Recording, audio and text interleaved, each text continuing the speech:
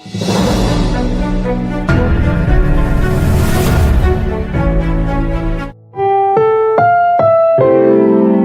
programang ito ay rated SPG. Striktong patnubay at gabay ng magulang ang kailangan. Maaaring may masiselang tema, lengguwahe, karahasan, sexual, horror o droga na hindi angkop sa Welcome back mga ka-episode plus at narito mga dapat nating abangan dito nga lang sa abot kamay na pangarap kung saan itong ang si Justin ay tinanong nga ng kanyang ama kung anong plano nga nito sa tunay nga niyang ina na si Giselle. Nasabi nga nito ni Justin na Pasko naman nga raw at gift giving kaya naman magugulat nga raw ito sa ibibigay nga niya at magkikita nga sila nito kasama sina Annalyn. Malalaman naman ito ni Moira na lumantad na nga ang anak nga nito ni Giselle at malakas ang kutob nga nito na hindi nga ito kilala nito ni Pepe. Kaya naman, alam nga niya na mapupunta ang lahat ng majority ng kayamanan nga nito kay Zoe. At wala naman pakialam ito nga si Zoe sa kayamanan. Sa kabilang banda naman nga, ibibigay na nga nito ni Justin ang clip na binigay nito ni Giselle noon kung saan ipinaalala nga niya rito